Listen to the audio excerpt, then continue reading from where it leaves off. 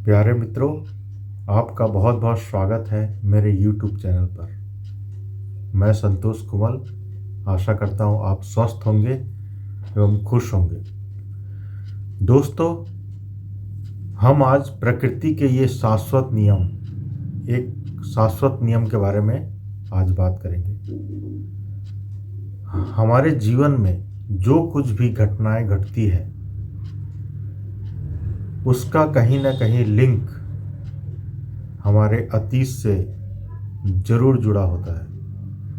हमने किसी के साथ दुर्व्यवहार किया, जैसे कि उदाहरण के लिए यदि किसी निर्मल और निर्धन व्यक्ति को हमने गाली दी तो वह निर्धन या निर्बल व्यक्ति प्रत्युत्तर तो नहीं दे पाएगा, क्योंकि आप उससे सामने बल में ज़्यादा हैं।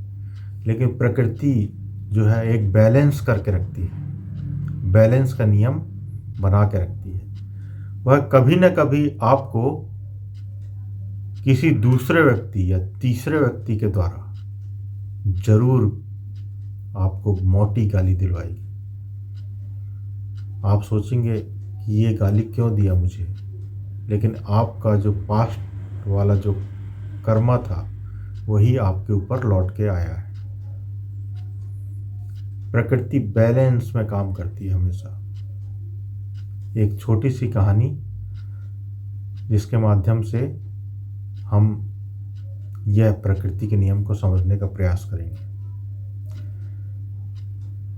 बहुत प्राचीन बात है, एक राजा के राज्य में बहुत बड़ा संकट आया। तमाम तरह के ज्योतिष को उन्होंने बुलवाया और एक प्रमुख ज्योतिष ने उसे सलाह दी कि राजन, यदि आप किसी निर्धन और गरीब व्यक्ति से अन्न का दाना लेते हैं, अन्न लेते हैं गरीब व्यक्ति से, तो आपके राज्य का संकट टल सकता है। लेकिन उस गरीब व्यक्ति या भिखारी को यह मालूम नहीं होना चाहिए कि आपने उससे चावल क्यों लिया।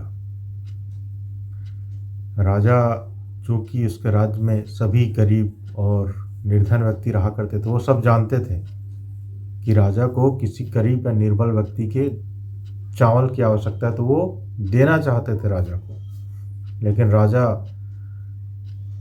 को यह सख्त निर्देश था कि किसी ऐसे गरीब और निर्धन व्यक्ति से ही वो चावल ले जिससे उसकी परिस्थितियों के बारे में पता ना हो। तो वह राज्य के बाहर अपने रथ को दौड़ाता हुआ, बहुत जल्दी में था क्योंकि राज्य में काफ़ी संकट आ चुके थे, दौड़ाता हुआ राज्य की सीमा के बाहर पहुंच गया और फिर वहाँ वो एक भिखारी को देखा। भिखारी ने भी उसे देखा। भिखारी बड़ा खुश हुआ, राजा का रथ, आज तो हीरे जवाहरात मिल जाएंगे, आज तो बहुत हमको कुछ ऐसा दान राजा देगा कि उससे हमारी महीनों की गरीबी दूर हो जाएगी। लेकिन ये क्या, राजा उसके पास आया और अपनी झोली फैलाया और बोला कि मुझे चावल के कुछ दाने दे दो। तो भिखारी तो आश्चर्यचकित हो गया, मन में सोचा मैं इससे मांगने चला था, यही मुझे मांग रहा है चावल के दाने। तो बड़े ही संकोच से भरकर भिखारी ने, बहुत पोटली में उसके चावल भरे थे, उन चावलों में से एक दाना दिल में एकदम कसमसाहट उतर रही थी, उसके बाद भी उसने एक दाना राजा को दिया। उसके पास बहुत सारे दाने थे पोटली में, लेकिन एक दाना उसने राजा को दे दिया। राजा वह दाना लिया, उसकी तरफ देख के मुस्कुराया और वह रथ में आगे चल दिया। फिर दिन भर भिखारी जो है वो भीख मांगा, उसे भीख उतनी ज़्यादा नहीं मिली। शाम को घर आया और पत्नी को बोला, आज का दिन ही खराब था। आज मैं सोचा था राजा मेरे पास से गुजरेगा तो मुझे कुछ धन देगा, कुछ दान देगा, जिससे हमारे महीनों की गरीबी दूर हो जाएगी। लेकिन राजा ने मुझसे ही चावल मांग लिए। और आज कुछ खास भिक्षा भी नहीं मिली। आज का पूरा दिन खराब हो गया। उसकी पत्नी बोली, ठीक है, कभी कभी होता है ऐसा। तो उन्होंने पोटली खोली उसकी पत्नी ने, और चावल उसमें से फैल गए। उसमें से एक दाना सोने का हो गया।